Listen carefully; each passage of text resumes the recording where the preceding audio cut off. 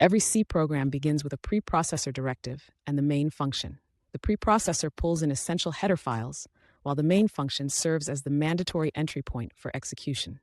Data management in C relies on explicit type declaration. You define the memory footprint of your variables using types like int for integers. Conditional logic directs the flow of your program through if-else statements. Iteration is handled by for and while loops, which automate repetitive tasks. These structures allow code to execute repeatedly until a specific exit condition is met. C remains the bedrock of system-level programming because it provides direct memory access and minimal abstraction. To get started, we need to ensure the GCC compiler is available on our system so we can turn our code into an executable program.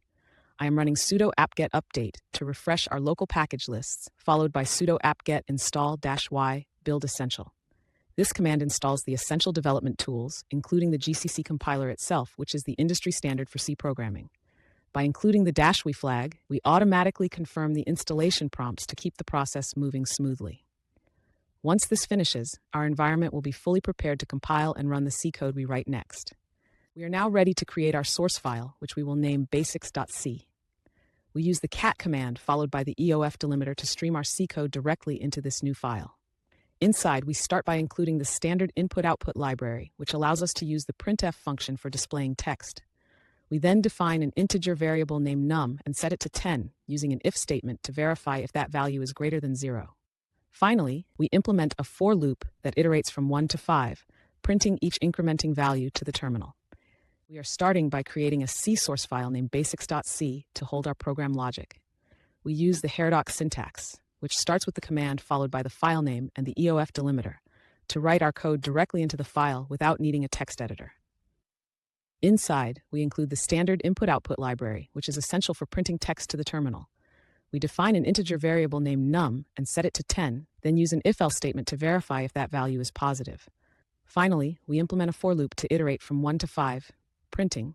We will now use the cat command to output the contents of our newly created file directly into the terminal window.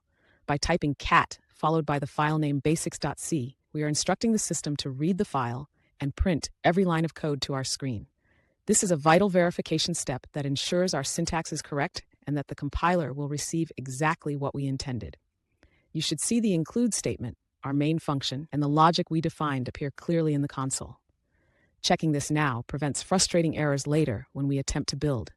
Now that our source code is ready, we need to transform that human-readable text into a machine-executable program. We use the command gcc basics.co basics, which tells the new compiler collection to process our file and output a binary named basics. By adding the double ampersand, we instruct the terminal to execute the program immediately if the compilation finishes without any errors. You will see the binary run, printing the result of our logic to the screen.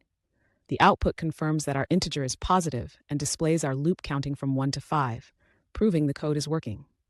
The program has successfully compiled and run.